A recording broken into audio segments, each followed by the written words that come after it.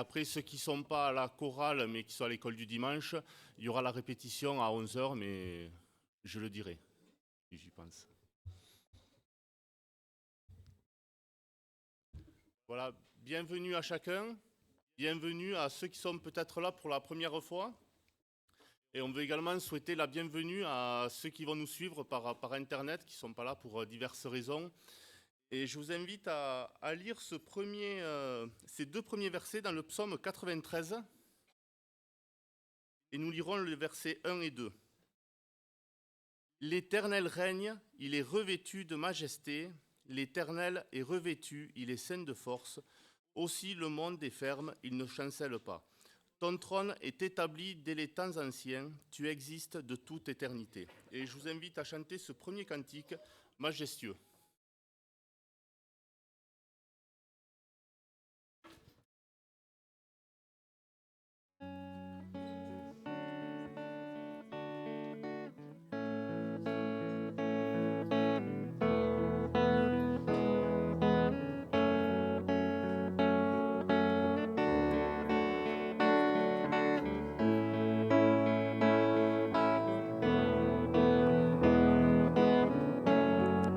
Assis dans le ciel, ton trône éternel, tu règnes à jamais. Vêtu de splendeur, entouré d'honneur et de majesté, les anges chantent à toi la gloire.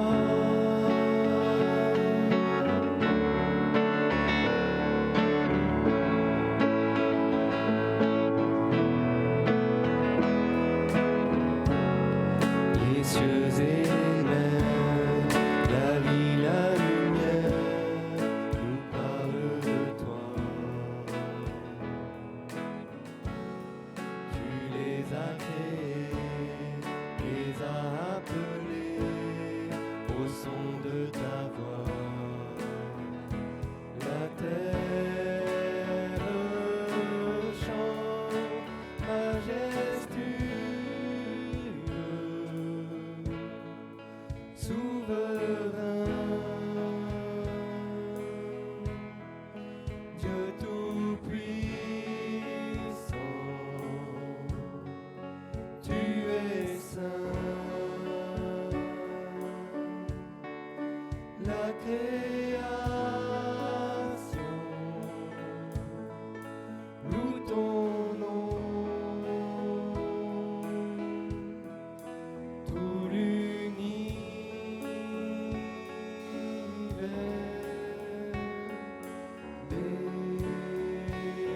déclare à toi la gloire.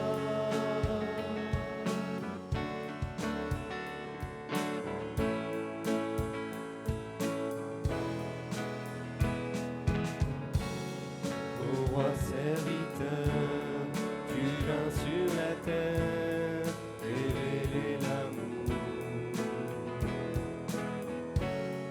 Divin créateur, merveilleux sauveur, tu vis pour toujours. Tes enfants chantent majestueux, souverain,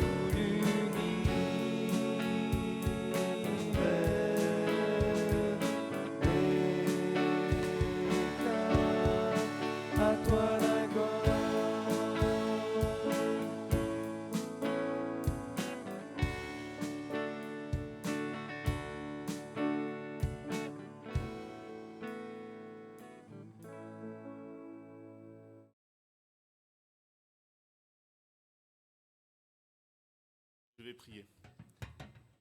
Seigneur notre Dieu, merci pour ces moments que tu nous donnes, de pouvoir les mettre à part, Seigneur, pour venir te louer, t'adorer, te bénir, Seigneur, de tout notre cœur.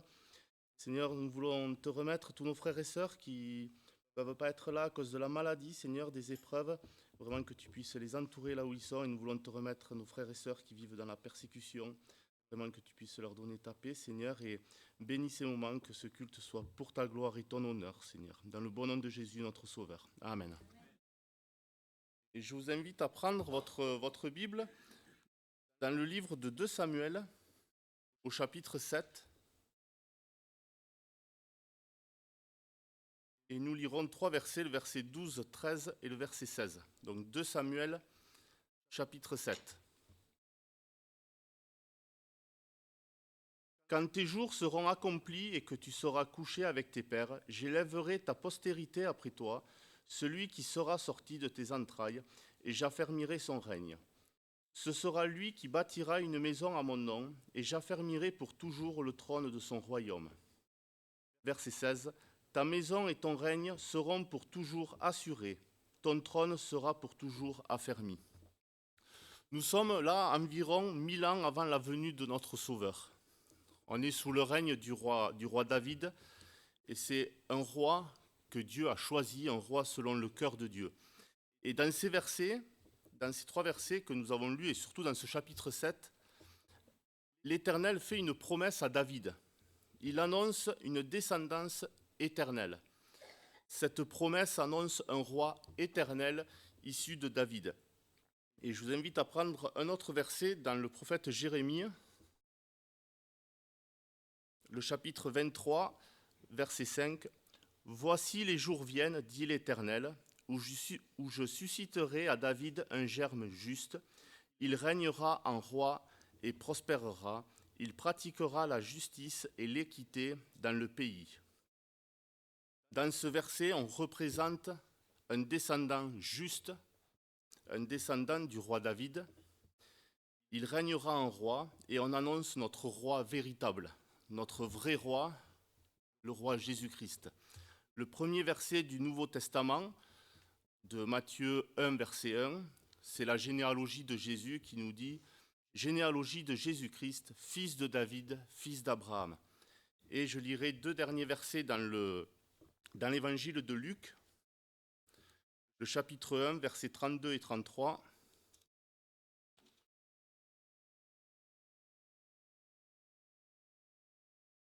Il sera grand et sera appelé fils du Très-Haut, et le Seigneur Dieu lui donnera le trône de David, son père. Il régnera sur la maison de Jacob éternellement, et son règne n'aura point de fin. On retrouve cette promesse de 2 Samuel faite 1000 ans avant sa venue.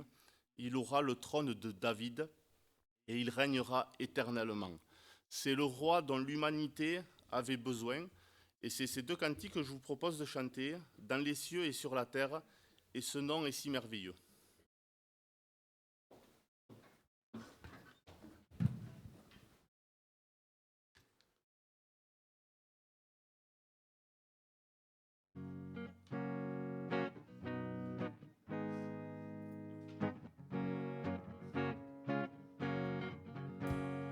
Dans les cieux et sur la terre, il n'est aucun nom plus doux, aucun que mon cœur préfère, au nom de Christ mort pour nous. Quel beau nom, quel beau nom, quel beau nom, quel beau nom, porte loin de l'éternel. Quel beau nom, quel beau nom, quel beau nom, que celui d'Emmanuel. Quelque grand que soit ton homme, qu'il soit prince ou qu'il soit roi, de quelque nom qu'on le nomme, Jésus est plus grand pour moi. Quel beau nom, quel beau nom, quel beau nom, quel beau nom, porte loin de l'éternel. Quel beau nom, quel beau nom, quel beau nom, que celui d'Emmanuel. Les séraphins, les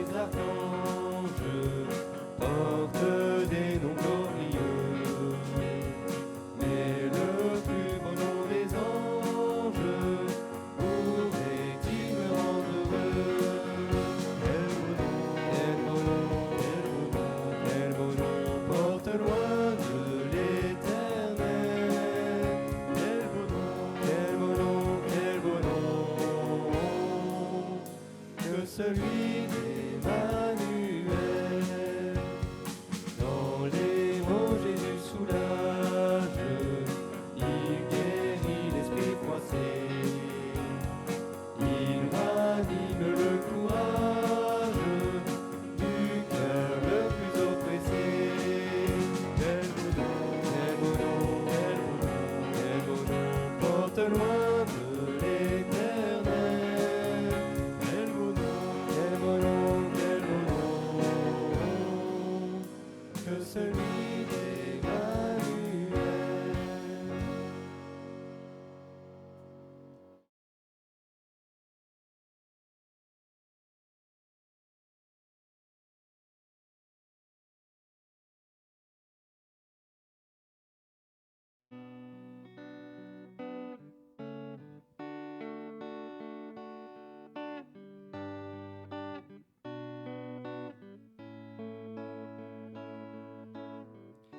Tu étais là dès la création, Fils unique du Dieu très haut. Les mystères de ta gloire révélés, en toi Christ notre Seigneur. Oh, ce nom est si merveilleux, oh, ce nom est si merveilleux. Le nom de Jésus-Christ, mon roi. Oh, ce nom est si merveilleux, sa beauté sans pareil. Oh, ce nom est si merveilleux, le nom de Jésus.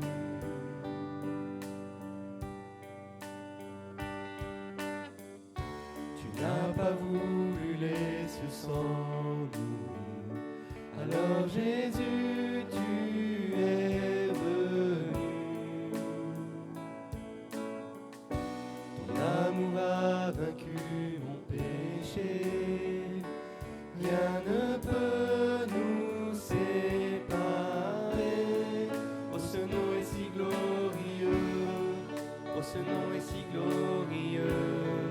Le nom de Jésus-Christ, mon roi. Oh, ce nom est si glorieux, sa beauté sans pareil. Oh, ce nom est si glorieux, le nom de Jésus. La terre a tremblé, le voile s'est déchiré, désarmant la mort et le péché. Les cieux chantent ta gloire, l'écho de ta victoire, car tu es le roi ressuscité. Tu es sans rival, tu es sans égal, que tu triomphes à tout jamais. À toi soit le règne, à toi soit la gloire, ton nom surpasse tout autre nom. Oh, ce nom est victorieux, oh, ce nom est victorieux, le nom de Jésus-Christ, mon roi. Oh, ce nom est victorieux, sa puissance est sans pareil. Oh, ce nom est victorieux, le nom de Jésus. Oh, ce nom est victorieux, le nom de Jésus.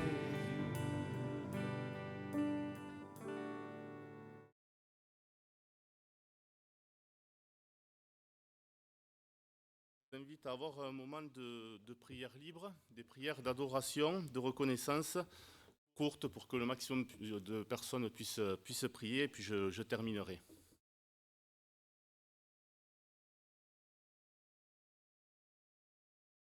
Notre Dieu, il y a déjà plus de 3000 ans, tu annonçais la venue de ton Fils, Jésus-Christ.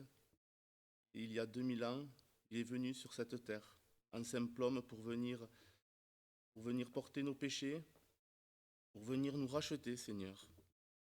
Seigneur, nous avions besoin d'un roi, et ce roi, il est venu nous racheter, il est venu nous sauver, Seigneur. Seigneur, merci pour cette espérance que tu nous donnes, dans le bon nom de Jésus, notre Sauveur. Amen. Et je vous invite à prendre votre Bible dans Proverbes, donc après David, dans la descendance de David, on a Salomon, et nous lirons le chapitre 3, verset 9. Honore l'Éternel avec tes biens et avec les prémices de tout ton revenu. Honorer, c'est rendre gloire, et c'est une façon de rendre gloire à notre Dieu par le moyen de l'offrande. Le Seigneur désire que l'on donne avec joie, qu'il n'y a aucune obligation. Et pendant que nos frères passeront, je vous invite à chanter ce cantique, offrant au Seigneur reconnaissance.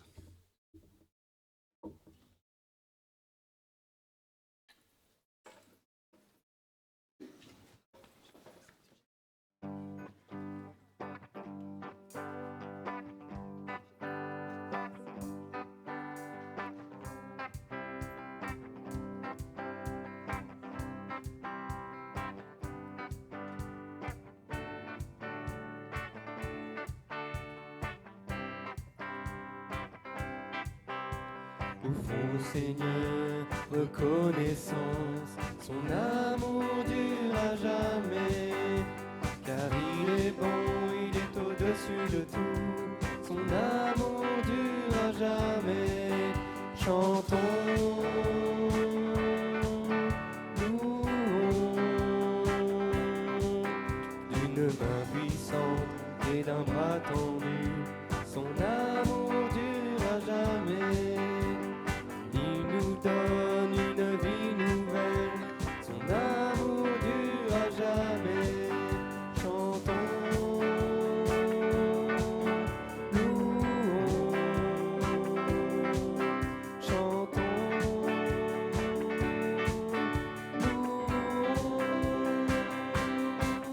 À jamais Dieu est fidèle, à jamais Dieu est fort. À jamais Dieu est avec nous, à jamais. À jamais Dieu est fidèle, à jamais Dieu est fort. À jamais Dieu est avec nous, à jamais, à jamais, à jamais.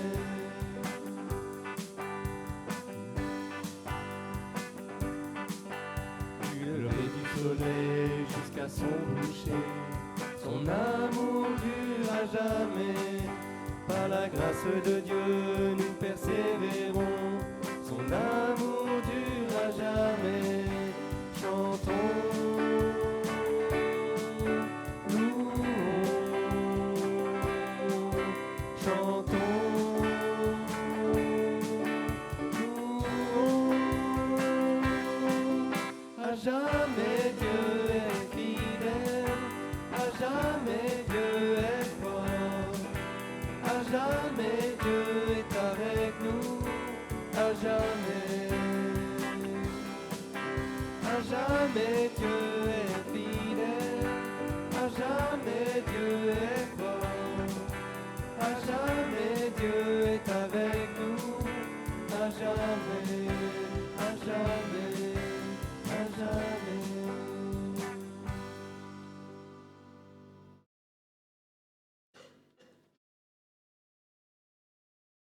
Je rappellerai pour les enfants qui ne sont pas à la chorale, qui doivent monter du coup pour la répétition. Donc on avance puisqu'on est sur la dernière ligne droite. Voilà, donc s'il reste encore des enfants, vous pouvez monter maintenant.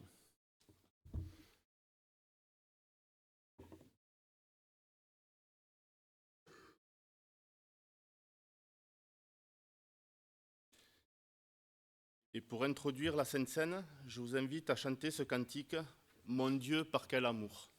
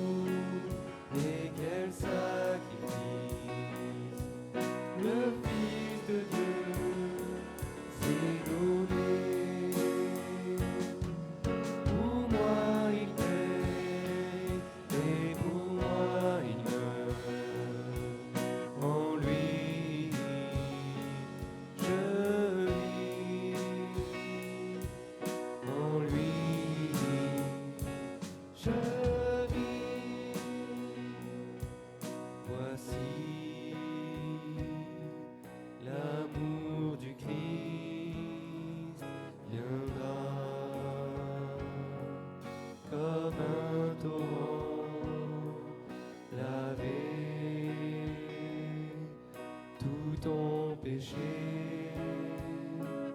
Tu vivras.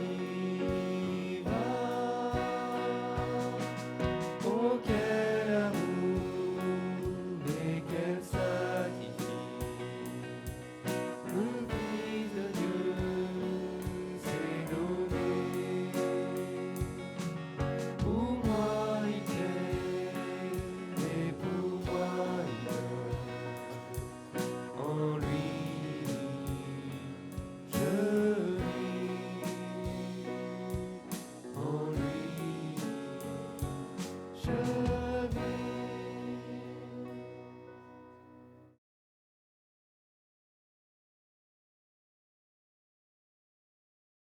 Je vous invite à prendre votre Bible dans l'Épître aux Philippiens et nous lirons au chapitre 2, versets 5 à 11. Donc Philippiens, chapitre 2, verset 5. Ayez en vous les sentiments qui étaient en Jésus-Christ. Existant en forme de Dieu, il n'a point regardé son égalité avec Dieu comme une proie arrachée, mais il s'est dépouillé lui-même en prenant une forme de serviteur, en devenant semblable aux hommes, et il apparut comme un vrai homme. Il s'est humilié lui-même, se rendant obéissant jusqu'à la mort, même jusqu'à la mort de la croix. C'est pourquoi aussi Dieu l'a souverainement élevé et lui a donné le nom qui est au-dessus de tout nom, afin qu'au nom de Jésus, tout genou fléchisse dans les cieux, sur la terre et sous la terre, et que toute langue confesse que Jésus-Christ est Seigneur, à la gloire de Dieu le Père. Dans ma Bible, en titre de ces quelques versets, il est écrit « Appel à se souvenir de l'exemple de Christ ». Et en prenant ces symboles, on veut se souvenir de ce que Jésus-Christ a accompli sur cette croix. En introduction, on a parlé d'un roi. L'humanité avait besoin d'un vrai roi. Un roi qui pardonne, un roi qui aime, un roi qui règne éternellement. Et là, on a un roi qui s'abaisse pour venir porter l'ensemble de nos péchés sur la croix. Et là, on va même plus loin, c'est jusqu'à la mort de la croix. À l'époque, c'était la mort la plus humiliante qui existait. Et Jésus, il a accompli tout ça pour nous, par amour pour nous sauver, pour nous offrir cette espérance de passer l'éternité avec notre roi. Et ces symboles que nous allons partager sont réservés à tous ceux qui ont accepté Jésus-Christ dans leur vie et qui en ont témoigné également par les eaux du baptême. Paul nous demande de nous examiner, de ne pas prendre ces symboles avec légèreté, mais de vraiment s'examiner. Et pour faciliter la distribution, je demanderai de se lever, et puis nous attendrons pour prendre les symboles. Voilà, je demanderai aux frères de venir et nous distribuons. Alors, on l'a répété encore tout à l'heure, tu es un grand Dieu, tu es le Dieu tout-puissant, le Dieu de gloire, et tu n'as pas hésité à envoyer ton Fils. Et ton Fils, le Seigneur Jésus, et Seigneur Jésus, on veut te remercier d'avoir pris cette place sur la terre, cette place d'homme, d'avoir marché sur la terre parmi nous, d'être abaissé à notre niveau et d'avoir subi ce sacrifice. Seigneur, ce matin, c'est ce sacrifice dont on veut se souvenir et du sens de ce sacrifice. Seigneur, on veut te remercier encore infiniment pour ce que tu as fait. Amen.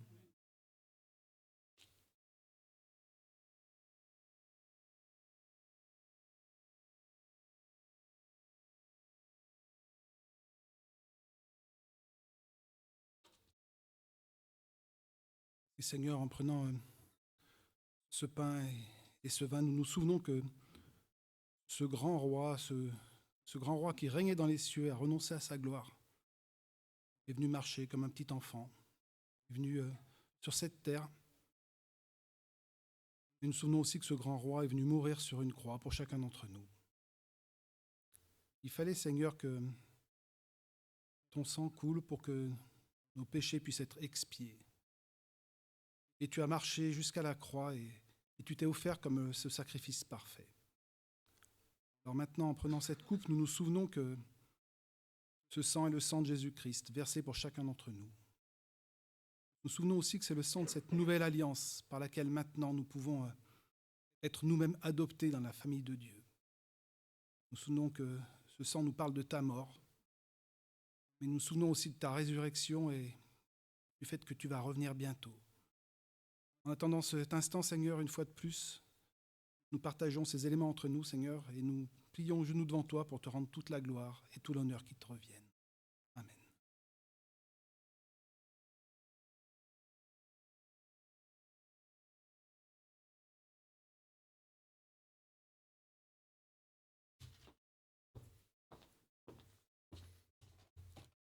Pendant qu'il ramasse, je vous invite à chanter ce cantique « Connaître Christ ».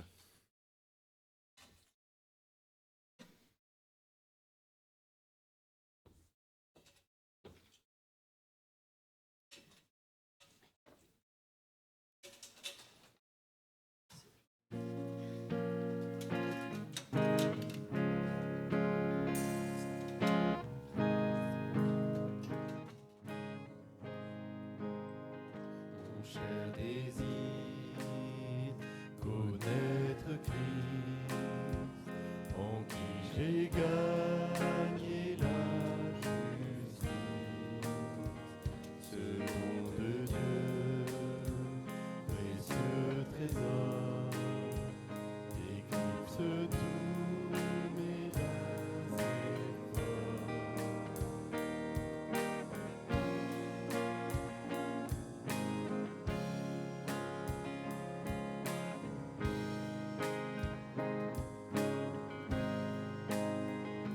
Ma belle joie, connaître Christ, en qui mon âme est affermie, dans l'abondance ou la douleur, sa paix viendra garder mon cœur.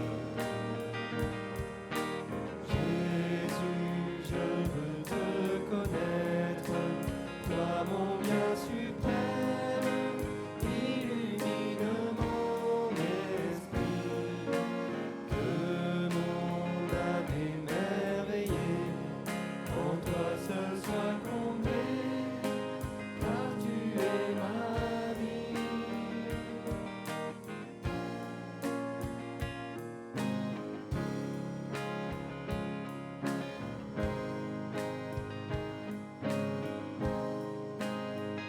Je veux grandir en sainteté, à Jésus être conformé, en communion à ses souffrances, être changé par sa puissance.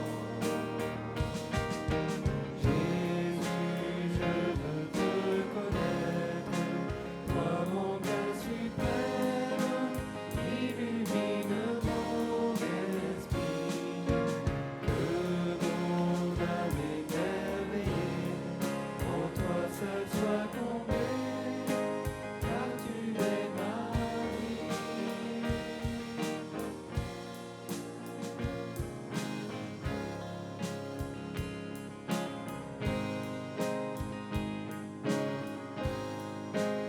Je veux courir, saisir le prix pour lequel Jésus m'a saisi, avoir enfin récompensé, quand de mes yeux je le verrai.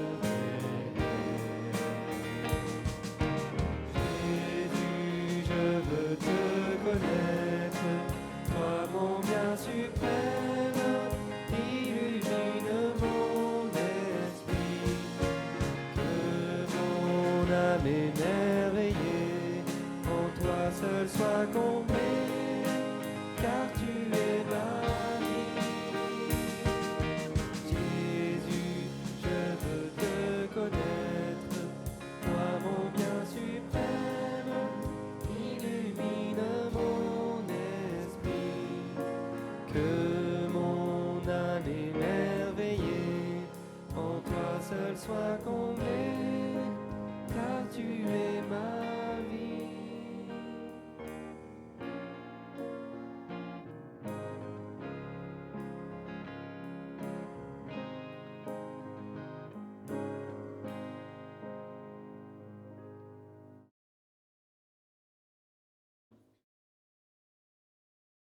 Et avant de laisser la place à Benjamin pour le message, je vous lirai juste ce verset dans le prophète Jérémie, chapitre 15, verset 16. « J'ai recueilli tes paroles et je les ai dévorées. Tes paroles ont fait la joie et l'allégresse de mon cœur. » Je vais prier.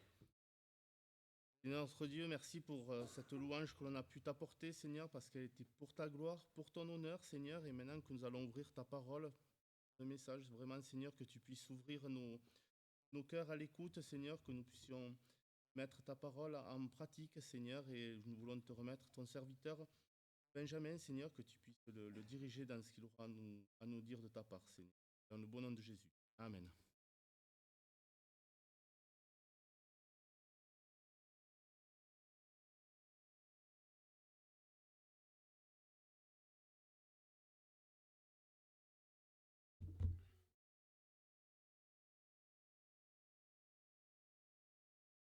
Bonjour à tous. Je vous remercie déjà pour toutes les prières, puisque le week-end dernier, on était vraiment éprouvés par la grippe. Il y en a beaucoup actuellement.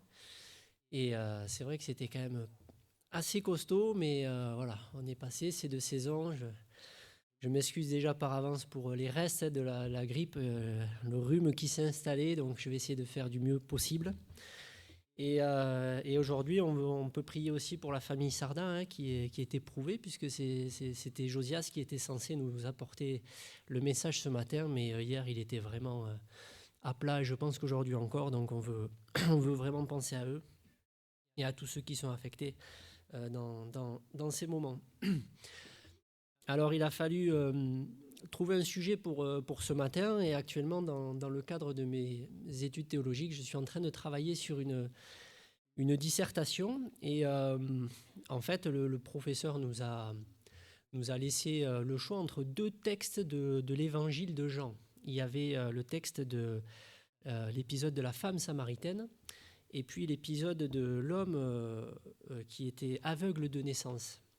Et en fait, je connaissais tellement l'intrigue et l'épisode de la femme samaritaine que quelque chose m'a poussé à aller plutôt vers l'autre texte. Et vraiment, je ne regrette pas du tout, parce que ça a été vraiment une forme de redécouverte de ce texte pour moi. Et c'est vrai que pour moi, là, il fait partie de ces passages pour lesquels on n'a parfois pas forcément tout compris, ce qu'on peut appeler les passages un peu sous-cotés. Et puis tout d'un coup, il se réveille avec émerveillement à nous, et on peut en apprécier vraiment toute la profondeur. Et c'est vraiment ce qui s'est passé avec ce texte de l'aveugle né de naissance. Mais bon, je pense qu'il ne faut pas trop culpabiliser sur le fait de ne pas peut-être maîtriser l'ensemble de la Bible parfaitement, parce que je pense que le Seigneur garde pour nous en réserve ce genre de texte un peu sous-coté dans nos vies, et en fait il les distille vraiment au moment où nous en avons besoin, et c'est comme ça que la parole agit, avec puissance dans nos vies. Elle intervient vraiment au moment où nous en avons besoin, et au moment où on est prêt à comprendre vraiment toute la profondeur de la parole. Alors, le passage qu'on va regarder ce matin, il est un petit peu long, puisque c'est tout le chapitre 9 du livre de Jean.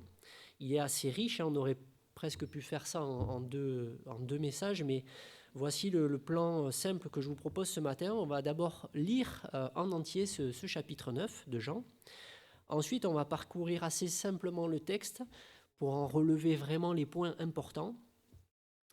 Dans un troisième temps, on va ressortir tous les enseignements précieux que l'on peut trouver dans ce passage. Et enfin, pour conclure, nous verrons quelles applications pratiques on peut en tirer pour nos vies. Alors, je vous invite à lire donc Jean 9.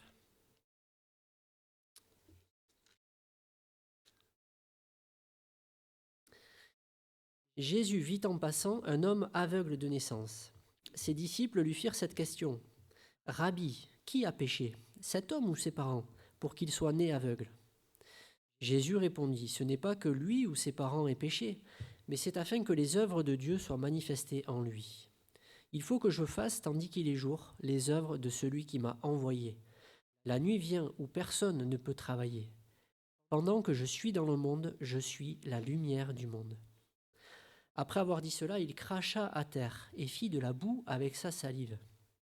Puis il appliqua cette boue sur les yeux de l'aveugle et il dit « Va et lave-toi au réservoir de Siloé », nom qui signifie « envoyé ». Il y alla, se lava et s'en retourna voyant clair. Ses voisins et ceux qui auparavant l'avaient connu comme un mendiant disaient « N'est-ce pas là celui qui se tenait assis et qui mendiait ?» Les uns disaient « C'est lui ». D'autres disaient « Non, mais il lui ressemble ». Et lui-même disait « C'est moi ». Ils lui dirent donc « Comment tes yeux ont-ils été ouverts ?»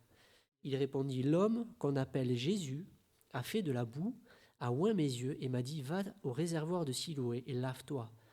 J'y suis allé, je me suis lavé et j'ai recouvré la vue. Ils lui dirent « Où est cet homme ?» Il répondit « Je ne sais ». Ils menèrent vers les pharisiens celui qui avait été aveugle. Or c'était un jour de sabbat que Jésus avait fait de la boue et lui avait ouvert les yeux. De nouveau les pharisiens lui demandèrent comment il avait recouvré la vue. Et il leur dit « Il a appliqué de la boue sur mes yeux, je me suis lavé et je vois ». Sur quoi quelques-uns des pharisiens dirent « Cet homme ne vient pas de Dieu, car il n'observe pas le sabbat ». D'autres dirent « Comment un homme pécheur peut-il faire de tels miracles ?» Et il y eut division parmi eux. Ils dirent encore à l'aveugle « Toi, que dis-tu de lui, sur ce qu'il t'a ouvert les yeux ?» Il répondit « C'est un prophète ». Les Juifs ne crurent point qu'il eût été aveugle et qu'il eût recouvré la vue, jusqu'à ce qu'ils eussent fait venir ses parents. Et ils les interrogèrent, disant « Est-ce là votre fils, que vous dites être né aveugle ? Comment donc voit-il maintenant ?» Ses parents répondirent « Nous savons que c'est notre fils, et qu'il est né aveugle. Mais comment il voit maintenant, ou qui lui a ouvert les yeux, c'est ce que nous ne savons. Interrogez-le lui-même, il a l'âge. Il parlera de ce qui le concerne. » Ses parents dirent cela parce qu'ils craignaient les Juifs, car les Juifs étaient déjà convenus que si quelqu'un reconnaissait Jésus pour le Christ, il serait exclu de la synagogue. C'est pourquoi ses parents dirent « Il a de l'âge, interrogez-le lui-même. » Les pharisiens appelèrent une seconde fois l'homme qui avait été aveugle et lui dirent « Donne gloire à Dieu, nous savons que cet homme est un pécheur. » Il répondit « S'il est pécheur, je ne sais.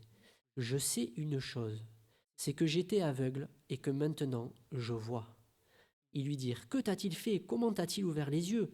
Il leur répondit « Je vous l'ai déjà dit et vous n'avez pas écouté. Pourquoi voulez-vous l'entendre encore? Voulez-vous aussi devenir ses disciples ?» Ils injurièrent et dirent « C'est toi qui es son disciple. Nous sommes disciples de Moïse. Nous savons que Dieu a parlé à Moïse, mais celui-ci, nous ne savons d'où il est. » Cet homme leur répondit « Il est étonnant que vous ne sachiez d'où il est, et cependant il m'a ouvert les yeux. Mais nous savons que Dieu n'exauce point les pécheurs. Mais si quelqu'un l'honore et fait sa volonté, c'est celui-là qui l'exauce. Jamais on n'a entendu dire que quelqu'un ait ouvert les yeux d'un aveugle né. Si cet homme ne venait pas de Dieu, il ne pourrait rien faire. » Ils lui répondirent « Tu es né tout entier dans le péché et tu nous enseignes. » Et ils le chassèrent. Jésus apprit qu'il l'avait chassé, et l'ayant rencontré, il lui dit « Crois-tu au Fils de Dieu ?» Il répondit « Qui est-il, Seigneur, afin que je croie en lui ?» « Tu l'as vu, lui dit Jésus, et celui qui te parle, c'est lui. » Et il dit « Je crois, Seigneur. » Et il se prosterna devant lui. Puis Jésus dit « Je suis venu dans ce monde pour un jugement, pour que ceux qui ne voient point voient, et que ceux qui voient deviennent aveugles. » Quelques pharisiens qui étaient avec lui, ayant entendu ces paroles, lui dirent « Nous aussi sommes-nous aveugles ?» Jésus leur répondit « Si vous étiez aveugles, vous n'auriez pas de péché. Mais maintenant vous dites « Nous voyons », c'est pour cela que votre péché subsiste. » Alors, est-ce que ce n'est pas un passage merveilleux? C'est fort comme passage, hein, les dialogues sont très clairs, tout est très bien dit. Donc on va on va parcourir ce récit. On va juste rappeler un petit peu le contexte. On est obligé de toujours situer le contexte. On est donc dans le chapitre 9 du livre de Jean. Et en fait, Jean décrit le ministère terrestre de Jésus au travers de 7 signes qui vont être donnés, 7 signes qui sont là pour attester que Jésus est bien le Fils de Dieu et que Jésus est en mission pour son Père. Il y a 7 signes qui sont donnés. Rapidement, on les énumère. Jésus commence par changer les eaux en vin aux noces de Cana. Ensuite, il va chasser les vendeurs du temple. Ensuite, il va guérir le fils d'un officier du roi. Il va ensuite guérir le paralytique à la piscine de Bethesda. Il y aura la multiplication des pains, 5e signe, et là, 6e signe, donc Jésus qui guérit cet aveugle de naissance. Le 7e signe qui vient juste après, c'est la résurrection de Lazare. Au fil de ces signes, on sent que la tension est en train de monter entre Jésus et les autorités religieuses qui sont vraiment à cran, de plus en plus. Et au moment de notre passage, Jésus vient de se rendre à Jérusalem, c'est parce que c'est la fête des cabanes. Et en fait, il va monter à la fête d'abord en se déguisant. Il va peut-être se voiler. En fait, il veut pas révéler son identité. Mais au fur et à mesure de la fête, il finit par prêcher debout dans le temple. En fait, il est tellement investi par la mission que son père lui a confiée qu'il finit par prêcher dans le temple et il est encore à nouveau chassé. Et quand il sort du temple, c'est là qu'on retrouve Jésus. On voit au chapitre 1, il est dit « Jésus vit en passant un homme ». Donc en fait, il est en train de sortir du temple et là, il voit un homme. Et c'est très intéressant de remarquer que c'est Jésus qui est à l'initiative de ce miracle. D'habitude, quand on voit les miracles qui sont décrits dans la parole, souvent Jésus attend de voir une volonté du malade pour être guéri et une foi. Mais là, c'est lui qui prend l'initiative et on va voir que ça a son importance. On voit aussi que très vite, les disciples au verset 2 disent « Mais Rabbi, qui est-ce qui a péché? Est-ce que c'est lui ou est-ce que c'est ses parents ?» Ça montre que dans la conception de l'époque, en fait, du péché, une infirmité était forcément la conséquence d'une faute. Mais en fait, Jésus, il va leur expliquer que c'est pas de ça dont il est question. Il va leur montrer une autre conception du péché. Un petit peu plus tard, il dit, c'est ni lui ni ses parents, mais c'est pour la gloire de Dieu. Soyez patients. On a aussi, dans le verset 4 et 5, une déclaration qui est vraiment aussi importante de Dieu. Il dit, il faut que je fasse, Jésus dit, il faut que je fasse, tandis qu'il est jour, les œuvres de celui qui m'a envoyé. La nuit vient où personne ne peut travailler. Pendant que je suis dans le monde, je suis la lumière du monde. Et avec ces quelques mots, Jésus est en train d'expliquer que ce qui va se passer avec la guérison de cet aveugle revêt aussi une importance imagée. Et en fait, on n'est pas simplement dans une guérison physique, mais il est en train de dire qu'il veut nous expliquer des choses au travers de ce qu'il va faire. Alors, Jésus ensuite fait de la boue avec sa salive. Là aussi, on peut se questionner parce que quand on voit les miracles de Jésus, on voit que c'est quand même assez rare qu'il fasse qu'il y ait une sorte de procédure pour le miracle. Bien souvent, Jésus ne guérit qu'avec sa parole. Alors pourquoi est-ce qu'ici il y a quelque chose d'un peu différent? Ça peut nous rappeler certainement Genèse 2, verset 7, que je vais vous lire.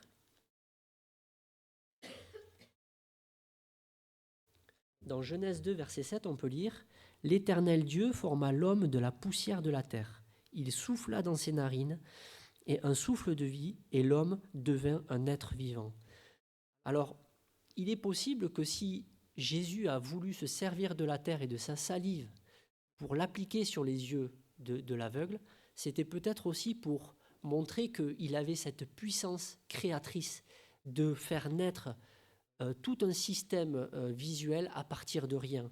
Peut-être que c'est ça que ça veut dire, mais on n'en est pas certain, mais ça peut vouloir dire ça. En tout cas, il y a aussi autre chose, c'est que le fait de pétrir de la terre avec sa salive, mais ça, c'est un acte qui est interdit par la loi pendant le sabbat. En fait, le fait de pétrir, c'est quelque chose d'interdit, et c'est un élément provocateur qui va être relevé un petit peu plus tard par les pharisiens. L'aveugle est donc mis à contribution. S'il veut être guéri, il doit obéir à ce que lui demande le Seigneur, c'est-à-dire qu'il doit se déplacer. Il doit aller au réservoir de Siloé, nom qui signifie l'envoyé. Donc là, bien entendu, on fait de suite le lien, on comprend que Jésus se présente effectivement comme l'envoyé de Dieu. Et en fait, il y va, il obéit, et ça y est, la guérison physique est vraiment effective. Il a des yeux pour voir. Mais par contre, ce n'est pas encore le cas de son cœur. Son cœur est encore voilé. On voit donc au verset 8 à 12 la réaction des voisins. En fait, ils le reconnaissent très très mal, parce que c'est la première fois qu'ils voient la couleur des yeux de cet homme. Et on sait que vraiment, quand on regarde une personne, son regard, ça a une importance capitale en fait. Ça dit beaucoup de la personne. Et là, c'est la première fois qu'ils vont pouvoir placer leurs yeux dans la profondeur du regard de cet homme. Et donc, ils ont du mal à le reconnaître. Ils se disent que c'est peut-être pas lui, c'est peut-être quelqu'un qui lui ressemble, mais donc l'homme est obligé de dire « Mais oui, écoutez, c'est bien moi qui suis là ». En fait, ils ont du mal à croire qu'un miracle aussi incroyable ait pu se produire. Ils vont donc, tout ça, ça va les pousser vraiment à amener cet homme au-devant des autorités religieuses. Et donc, les autorités religieuses, à cette époque-là, elles sont matérialisées par les pharisiens. Hein. C'est eux qui, en général, c'est eux qu'on vient consulter pour savoir, pour connaître les questions vis-à-vis de la loi, pour savoir si les choses sont conformes ou non. Et donc là, les pharisiens vont être aussi parfaitement étonnés. Et il y a surtout un point qui va les froisser dès qu'ils voient arriver Jésus. C'est que, en fait, dès qu'il voit arriver l'aveugle, c'est que Jésus a accompli ce miracle un jour de sabbat. Et ça, c'est vraiment quelque chose au-delà duquel ils ont du mal à passer. Ça va créer une division entre eux. Il y a ceux qui disent que Jésus ne peut pas venir de Dieu parce qu'il ne peut pas ainsi pécher et prétendre venir de Dieu. Mais il y en a quand même certains qui se disent que c'est pas possible que quelqu'un qui fait une telle prouesse ne peut pas être un pécheur. C'est ce qui se dit en fait. Hein, au verset 16, on peut le relire. Sur quoi quelques-uns des pharisiens dirent « Cet homme ne vient pas de Dieu car il n'observe pas le sabbat ». D'autres dirent « Comment un homme pécheur peut-il faire de tels miracles ?» On remarque d'ailleurs que Jésus est absent à ce moment-là. Une fois qu'il a guéri l'aveugle, il disparaît pour laisser les choses se faire sans lui. Mais ça ne veut pas dire que la question de son identité n'est pas présente. Au contraire, sa personne est bien présente dans ces échanges, même si lui, physiquement, n'est pas là. Et donc, au verset 17, face à cette incompréhension, les pharisiens demandent directement l'avis à l'aveugle. Ils lui disent « Bon, mais finalement, toi, qu'est-ce que tu dis de cet homme ?» Et donc, au verset 17, il répondit « C'est un prophète ». Donc on voit que cet homme est en train petit à petit, il ne sait pas qui est Jésus, mais on voit que cet homme est en train de cheminer intérieurement. Les choses commencent petit à petit à se mettre en place en lui. Cette réponse ne plaît pas du tout aux pharisiens. Alors qu'est-ce qu'ils font au verset 18 ? Ils se disent on va essayer de prouver que cet homme finalement il n'était pas aveugle de naissance, c'est pas possible. Donc ils font venir les parents pour une audition des parents, versets 18 à 23. Déjà, ce que nous apprend cela, c'est que à l'époque, le clan familial, même lorsqu'on était majeur, était vraiment très présent et encore très uni, c'est-à-dire qu'on n'hésitait pas à parler des parents, des enfants. C'était quelque chose qui se ferait moins dans notre société, mais à l'époque, ça ne posait pas problème. Et donc les parents, on voit qu'ils se dégagent assez habilement de la pression des pharisiens. Ils sont en train de dire, effectivement, oui, c'est notre fils. Oui, il était aveugle de naissance. Oui, aujourd'hui, on constate qu'il voit. Mais on ne sait pas qui a fait ça. on ne peut pas s'engager, on ne peut pas expliquer ce miracle. Et d'ailleurs, il est assez grand, il est majeur. Posez-lui lui-même la question. On voit qu'ils veulent pas se mouiller, et on comprend pourquoi ils ne veulent pas se mouiller, parce que là, Jean apporte une précision importante.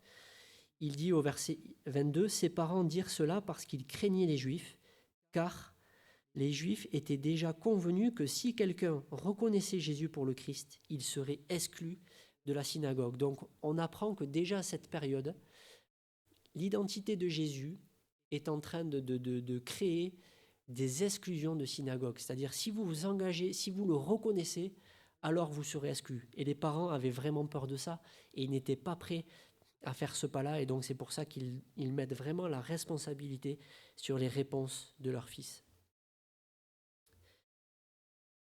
En fait, cette audition des parents est très importante parce que elle donne l'occasion aux pharisiens de vraiment se laisser toucher par la vérité. Parce que, quelque part, l'homme, on sait qu'il peut y avoir des fois des gens qui sont capables de faire des mensonges et de raconter des choses qui ne sont pas vraies, mais lorsqu'on questionne les parents qui connaissent leur enfant, lorsqu'on voit que ce sont des gens qui ont l'air sincères, qui ont l'air plutôt soumis en fait aux pharisiens, ils leur disent « Oui, c'est bien notre fils. Oui, il était aveugle. Et oui, il voit. » Tout ça, ça atteste vraiment de la véracité de ce miracle. Et c'est à ce moment-là que les pharisiens auraient dû se laisser toucher, se laisser toucher par ce qu'ils voyaient et ne pas juste chercher à défendre leurs intérêts.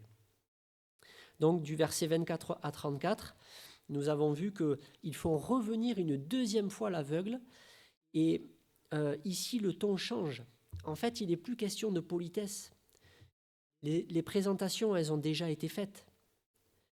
Pour les pharisiens qui piétinent dans leur enquête, ils tentent ici de passer en force, en demandant ouvertement à l'homme de renier Jésus, qu'ils considèrent comme un pécheur.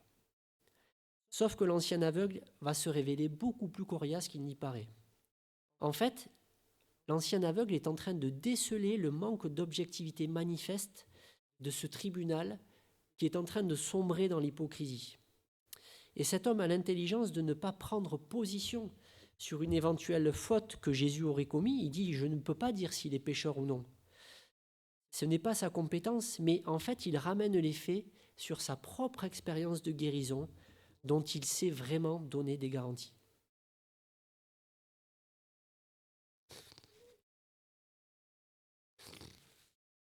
Et en faisant ça, cette manœuvre oblige les pharisiens à relancer une série de questions à laquelle l'homme coupe court avec d'ailleurs un brin de provocation.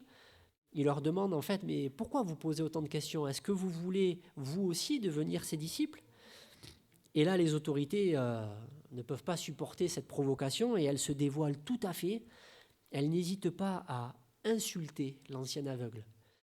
Et elles cherchent à le dominer en se réclamant de Moïse. Ils disent, nous, on se base sur Moïse, mais Jésus, on ne sait pas qui est ce Jésus. Et ils opposent Moïse à Jésus. C'est donc ici, après, au tour de... Merci.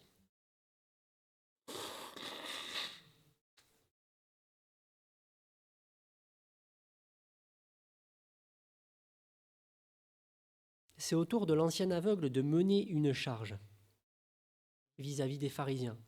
Il s'étonne en fait de les voir s'agiter et chercher à désavouer Jésus sans chercher à savoir qui il est vraiment et comment il a pu réaliser un tel miracle.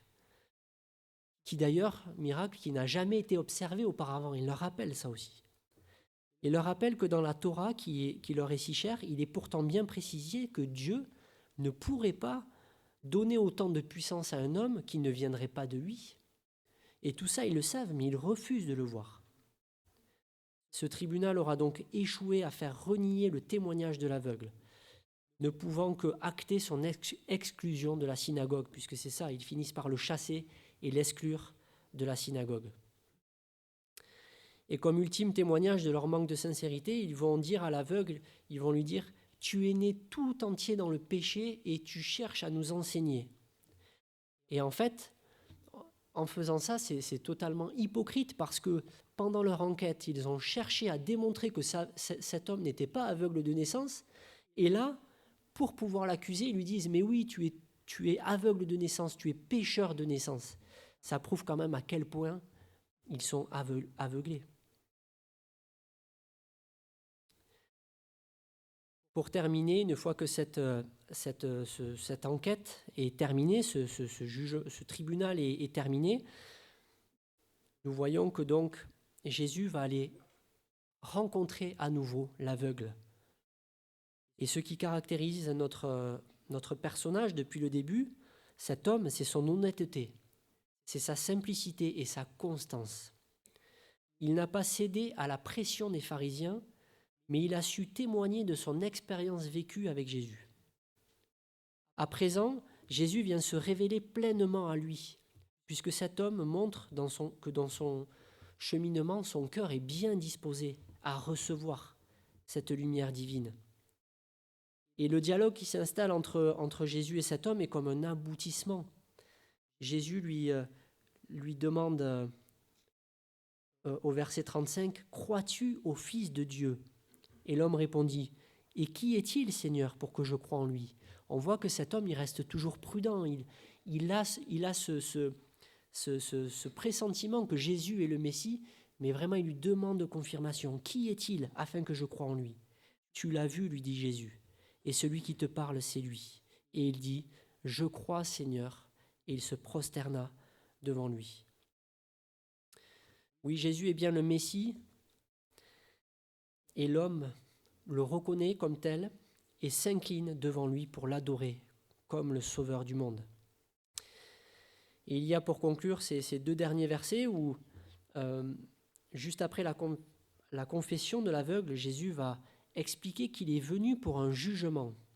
Et c'est la première fois que cette notion est amenée dans notre texte. Au verset 4 et 5, Jésus a déjà utilisé le langage imagé pour parler du rapport entre le jour et la nuit, entre la lumière et les ténèbres. Et donc, nous pouvons facilement faire le lien avec ce qu'il dit ici, lorsqu'il parle de ceux qui voient et ceux qui ne voient pas. En fait, il y a ceux qui ne voient pas, mais qui sont appelés à voir. Et puis, il y a ceux qui voient ou qui croient voir et qui pourraient bien rester dans les ténèbres. Les pharisiens, qui sont toujours présents et qui entendent cette phrase que Jésus prononce, réagissent parce qu'ils sentent bien qu'ils sont visés à juste titre par cette affirmation. Et donc Jésus rebondit en leur expliquant qu'ils se placent eux-mêmes dans une position délicate, puisque l'orgueil spirituel qu'ils expriment les condamne et les empêche de profiter de la grâce qu'ils ont pourtant à portée de main. C'est eux-mêmes qui se condamnent. Alors, quels sont les enseignements de ce passage, les grands enseignements ? Mais le grand enseignement, c'est la révélation de la lumière de Christ. Ce passage veut présenter une vérité essentielle qui concerne l'humanité entière. Nous ne sommes pas simplement sur un épisode qui voudrait compléter une des facettes du portrait type de Christ. Cette histoire ne raconte pas simplement les bénédictions qu'un homme aveugle a reçues en particulier, mais bien les bénédictions qui sont en réserve pour l'ensemble de ceux qui accepteront de croire. Ce qui se joue ici explique que Dieu, au travers de la révélation de son Fils Jésus-Christ, propose comme médiation un chemin de réconciliation. Et en fait, pour moi, c'est vraiment un passage d'évangélisation, ce que nous avons lu.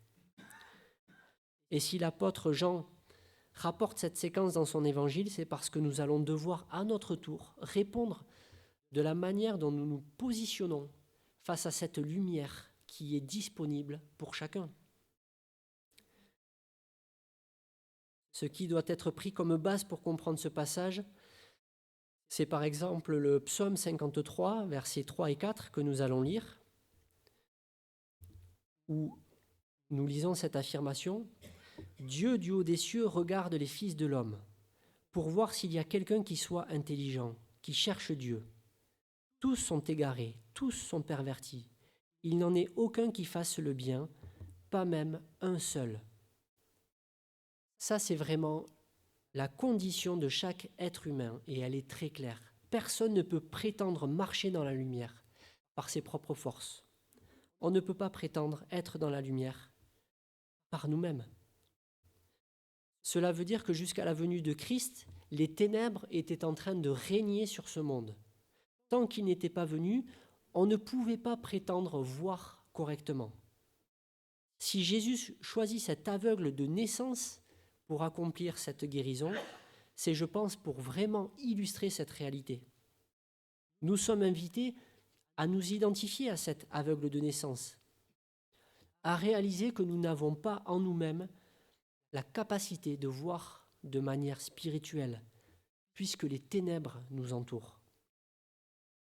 Et dans son préambule, l'apôtre Jean confirme cette réalité de la révélation qui nous concerne à tous. Il dit dans Jean 1, verset 9, « Cette lumière était la véritable lumière qui, en venant dans le monde, éclaire tous les hommes. » Voilà, Jésus est la lumière qui a été envoyée pour éclairer les hommes. Et c'est lui qui nous voit.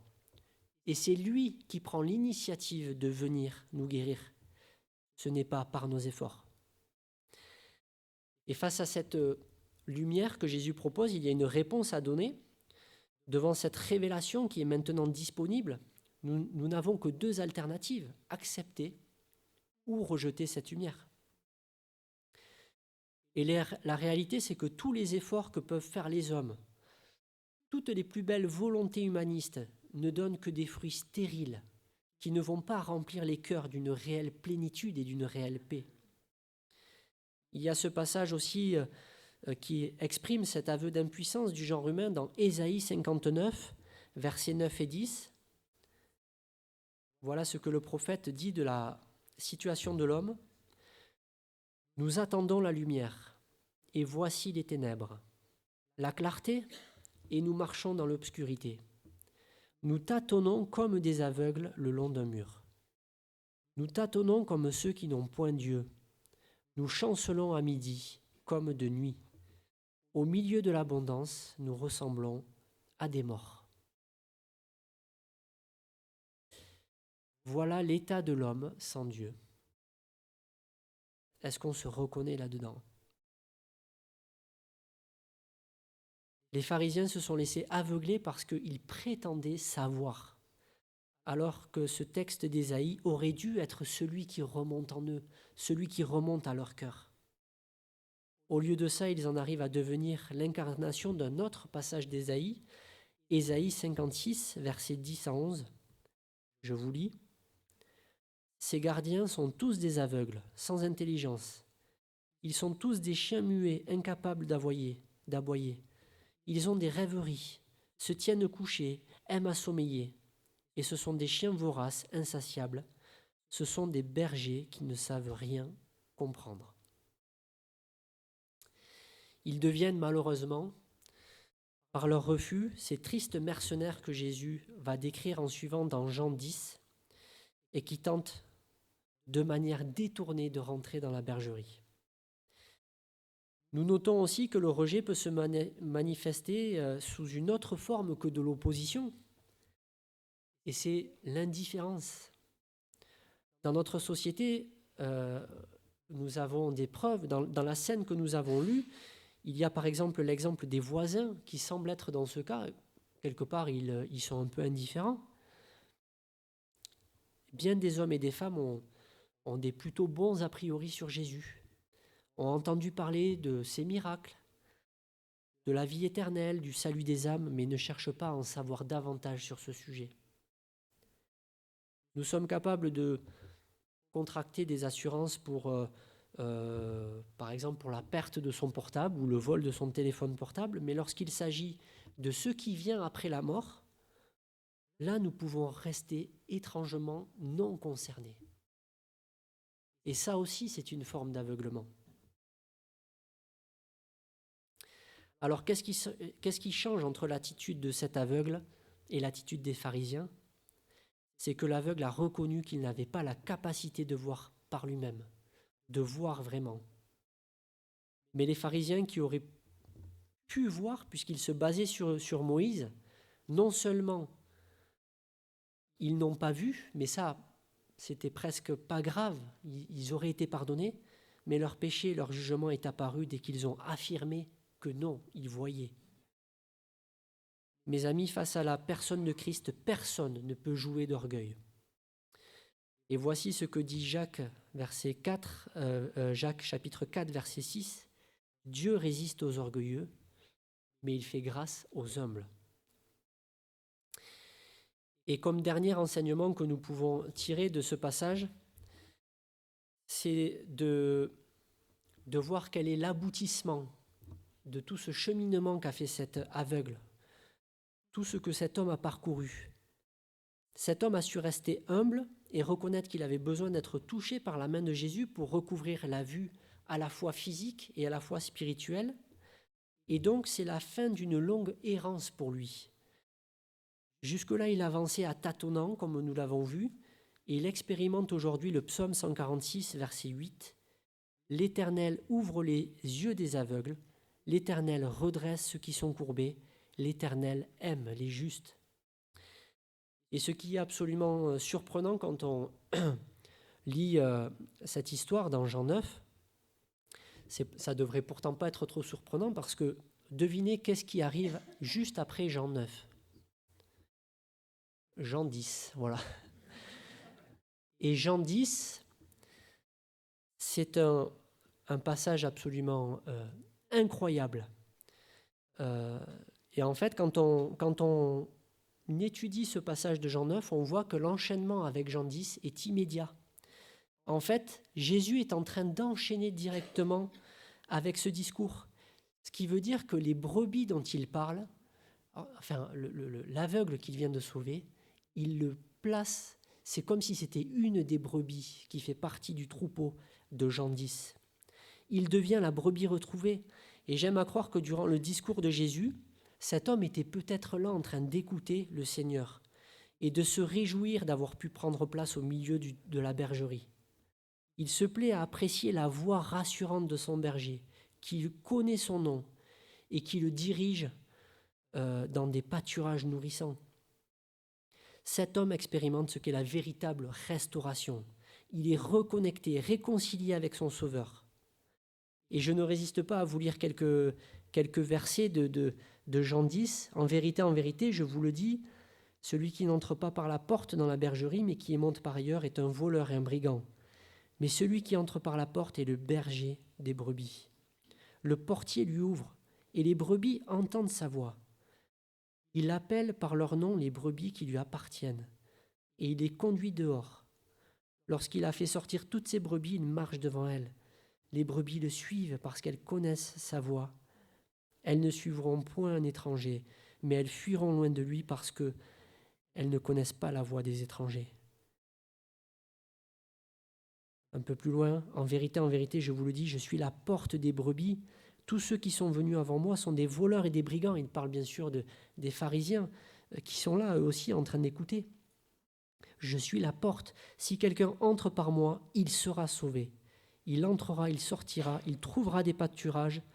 Le voleur ne vienne que pour dérober, égorger, détruire, mais moi je suis venu afin que les brebis aient la vie et qu'elles l'aient même avec abondance. Je suis le bon berger donne sa vie pour les brebis. Oui, le Seigneur est en train d'expliquer que non seulement il nous apporte la lumière, mais il donne sa vie pour nous. Et c'est ce qu'il va faire après. C'est ce qu'il va accomplir à la croix. Il va prendre sur lui le péché que nous méritions. Toutes ces questions qui n'étaient pas réglées, il va les prendre sur lui pour les expier à la croix. Et il nous montre de quel amour il nous aime. Voilà quelle est la fin du chemin ou plutôt le début, c'est à la fois la fin d'une zone de errance et à la fois c'est le début du chemin à l'écoute de la voix du berger. Et donc rapidement pour terminer, quelques applications que l'on peut tirer de tout ce que nous avons vu. Et la première chose que l'on peut dire, c'est il est encore jour, il fait encore jour. Lorsque le Seigneur parle de jour et de nuit, il parle de son ministère terrestre, c'est-à-dire le moment où il a accompli, où il s'est révélé, et ensuite la nuit, c'est sa passion, le moment où il a subi le châtiment. Mais pour nous, il est encore jour, il est encore temps de répondre favorablement à cette lumière. On est dans le temps de la grâce. La lumière est accessible. Il a été question de jugement. On a vu que le Seigneur parlait de jugement. Et en fait, ça fait attrait à Jean. Vous connaissez Jean 3,16, bien sûr, ce passage où il dit que, je vais vous le lire, Jean 3,16, « Car Dieu a tant aimé le monde qu'il a donné son Fils unique afin que quiconque croit en lui ne périsse point, mais qu'il ait la vie éternelle. Dieu, en effet, n'a pas envoyé son Fils dans le monde pour qu'il juge le monde, mais pour que le monde soit sauvé par lui. » Mais alors pourquoi est-ce que Jésus parle de jugement? Ça vient juste après. « Celui qui croit en lui n'est point jugé, mais celui qui ne croit pas est déjà jugé, parce qu'il n'a pas cru au nom du Fils unique de Dieu. Et ce jugement, c'est que la lumière étant venue dans le monde, les hommes ont préféré les ténèbres à la lumière, parce que leurs œuvres étaient mauvaises. » Donc voilà ce qui est le mauvais exemple à ne pas suivre. Ce que ce passage dit, c'est que nous devons répondre à cette lumière. Nous ne devons pas faire comme les pharisiens, être dans l'opposition, ou comme les voisins dans l'indifférence, parce que ça nous condamnerait nous-mêmes. Est-ce que ce matin, il y a encore quelque chose qui te retient d'accepter cette lumière? Peut-être un sentiment que tu ne mérites pas, parce que tu as peut-être commis trop de péchés dans ta vie. Mais on voit que le Seigneur a dit, c'est pas la question du péché là, c'est pas ça. Ce que ce texte nous laisse à penser, c'est que le péché que nous recevons en héritage ou que nous avons commis dans notre vie, ce n'est pas ça qui nous condamne. Ce qui nous condamne, c'est de laisser passer cette lumière. C'est de ne pas la saisir. Donc il est encore temps, il est jour. L'autre application que nous pouvons tirer, c'est l'humilité. Même après avoir été éclairés par Christ, nous devons toujours rester ouverts à l'entendre et à l'écouter. Les pharisiens pensaient tout savoir. Et peut-être que nous aussi, des fois, quand on est à Christ, on se croit arrivé. En fait, ce que le Seigneur nous révèle de sa lumière, c'est un petit grain de sable. Et nous, on croit déjà qu'on peut expliquer comment la plage est faite, alors qu'on a juste compris qu'une petite chose. Les profondeurs de l'intelligence de Dieu ne sont pas encore accessibles pour nos capacités.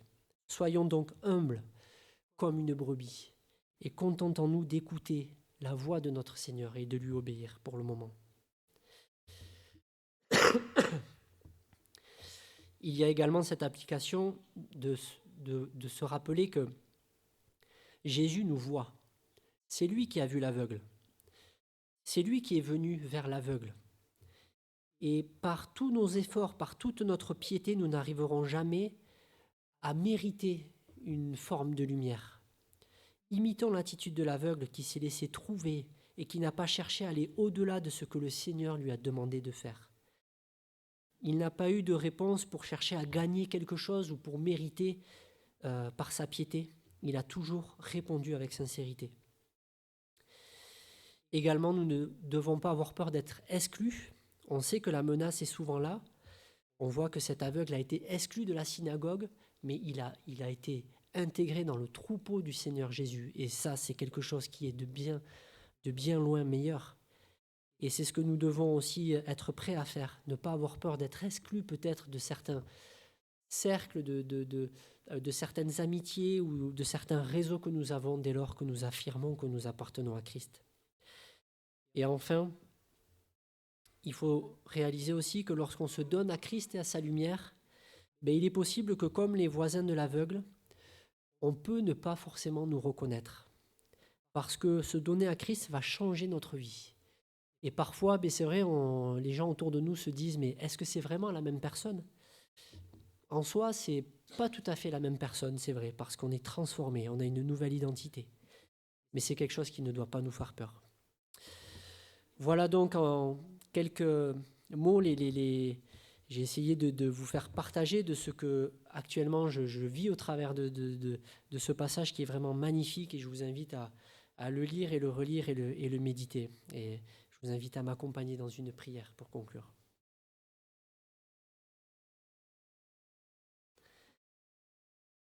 Seigneur notre Dieu, nous voulons te remercier pour la richesse de ta parole et de voir combien tu as tout accompli déjà, tout est disponible pour nous. Nous n'avons plus qu'à saisir la main, qu'à tendre la main, à le saisir. Seigneur, merci de nous voir combien tu as apporté la lumière dans ce monde et combien nous ne pouvons que reconnaître que c'est vrai, nous ne voyons pas. Nous prétendons savoir, nous croyons savoir, mais nous ne savons rien. Toi, Seigneur, tu vois toutes choses et ton intelligence nous surpasse. Nous voulons simplement, Seigneur, dire oui et nous tourner vers ta lumière et laisser entrer ta lumière en nous pour nous éclairer. Seigneur, je te prie pour que tu donnes la force à certains, s'ils n'ont pas encore fait ce pas, de se tourner vers toi, de laisser entrer cette lumière en eux, de vraiment leur donner des cœurs disposés à le faire ce matin. Parce que oui, il est encore jour, il est encore temps de le faire. Merci de nous éclairer, Seigneur, et merci de nous permettre de comprendre comment tu veux t'occuper de nous, prendre soin de nous. Tu es notre bon berger, Seigneur. Nous voulons te dire merci pour tout ce que tu nous as donné. Et nous voulons vraiment savoir que tu vas nous transformer, continuer de nous transformer jour après jour. Que nous puissions être des lumières là où tu nous places, Seigneur, dans ces périodes de Noël qui arrivent, et que nous puissions témoigner vraiment de ce que tu veux faire pour les hommes et femmes de cette planète. Sois loué, sois béni, et merci de veiller sur tous nos frères et sœurs qui ont besoin de toi. Au nom de Jésus-Christ. Amen. Je vous invite à vous lever, on va chanter un chant. Alors le chant c'est Je te donne tout, c'est ça. On peut se lever.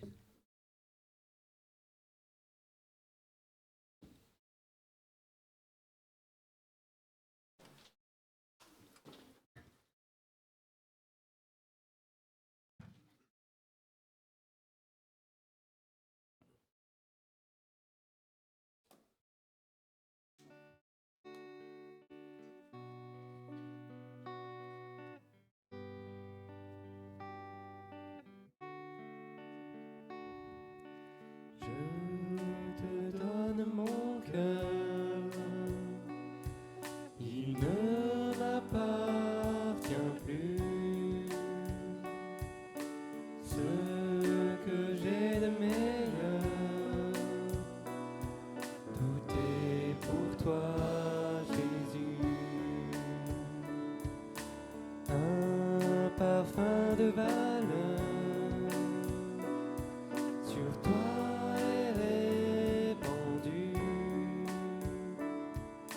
C'est l'offrande de mon cœur.